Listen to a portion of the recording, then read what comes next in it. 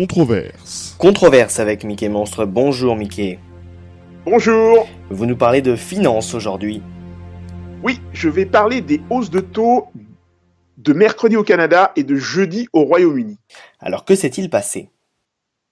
Mercredi, le Canada a relevé pour la seconde fois ses taux directeurs. Pour la première fois depuis l'été 2007, la Banque d'Angleterre, BOE, a décidé d'augmenter son taux directeur de 25 points de base, le portant de 0,25% à 0,50%. La dernière hausse était pour aller de 5,25 à 5,50. Que sont les taux directeurs ? Ils sont au nombre de 3. Ce sont des taux courts qui vont se répercuter sur ce qu'on appelle la courbe des taux, qui va du JJ, jour le jour, l'argent qu'on emprunte tous les jours, aux 3 mois, 2 ans, 5 ans, 10 ans et même 30 ans aux US. Ils sont au nombre de 3. Le taux de rémunération des dépôts d'argent et le taux d'intérêt au jour le jour, ou JJ, fixé par la Banque centrale, auquel sont rémunérés les excédents de liquidité des banques et institutions financières placées auprès de la Banque centrale. Le taux de refinancement, taux refi, ou de repo aux US, permet de réguler l'activité économique par l'apport ou le retrait de liquidités. Le taux d'escompte aux États-Unis, ou le taux du prêt marginal en Europe, est utilisé sur le marché monétaire pour les prêts à très court terme, je dirais de 25 heures à une semaine. Le taux directeur de la Banque centrale européenne et des autres banques centrales est le taux de refinancement minimum. C'est le principal outil dont disposent les banques centrales pour influer sur l'octroi de crédit et moduler l'inflation. Alors pourquoi le Canada et maintenant le Royaume-Uni les relèvent-ils ? Au Canada, Statistique Canada a révélé que la croissance du premier trimestre avait été plus solide que prévu et avait dépassé les attentes de la Banque centrale. Le produit intérieur brut, PIB, du pays, a bondi de 4,5% au deuxième trimestre, une très grosse hausse.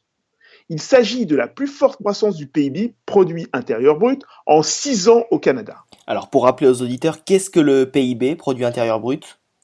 Le PIB mesure le niveau de production d'un pays. Il est défini comme la valeur totale de la production interne de biens et services dans un pays donné au cours d'une année donnée par les agents résidant à l'intérieur du territoire national. Y a-t-il d'autres raisons à tout cela, Mickey Monstre ? Les dépenses de consommation demeurent robustes, étant soutenues par la vive expansion continue de l'emploi et du revenu, note aussi la Banque du Canada par voie de communiqué.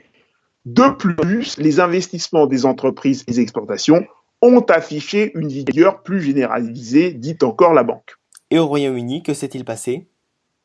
Au Royaume-Uni, l'économie a progressé bien mieux que les prévisions post-référendum catastrophique et manipulé de la Banque d'Angleterre et le taux de chômage est très bas.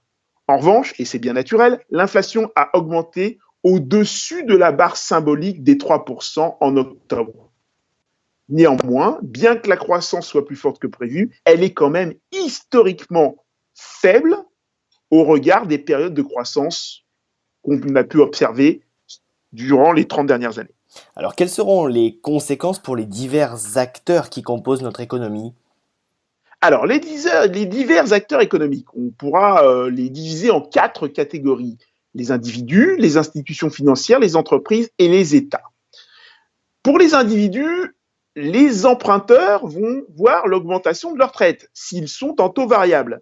Et les utilisateurs de cartes de crédit vont devoir vite réduire leur endettement s'ils ne veulent pas payer excessivement.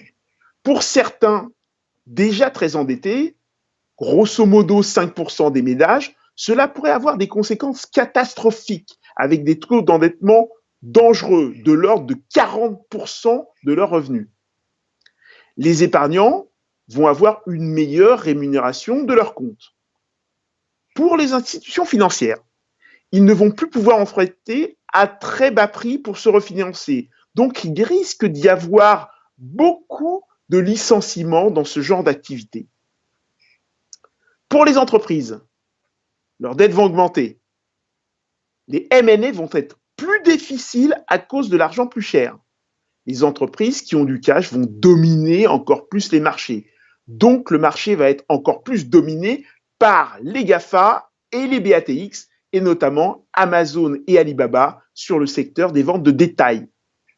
Pour les États, leurs dettes vont augmenter si les revenus fiscaux n'augmentent pas. Alors ainsi, la hausse des taux va-t-elle se poursuivre? Oui, à des rythmes très peu élevés pour ne surtout pas tuer la croissance fragile de ces pays. On parle d'objectifs de 3 à 5% d'ici 4 ans pour les taux canadiens. Pour le Royaume-Uni, la Banque d'Angleterre surveillera de très près l'inflation et procédera à une nouvelle hausse si celle-ci est au-dessus de 3%. Néanmoins, on s'attend à des hausses de 25 points de base tous les 6 mois pour arriver à 2% en 2021. Et dans les autres pays industrialisés? Ah, vous avez envie qu'on parle des autres pays industrialisés, avec grand plaisir. Dans les autres pays industrialisés, il y aura certainement des hausses de taux aux USA, en Allemagne, en France. La grosse et inquiétante inconnue reste le Japon et les pays du sud de l'Europe, Italie, Espagne, Portugal et Grèce. En attendant la Troisième Guerre mondiale, portez-vous bien et à la semaine prochaine. Merci beaucoup Mickey, on se retrouve la semaine prochaine pour de nouveaux décryptages et de nouvelles actualités.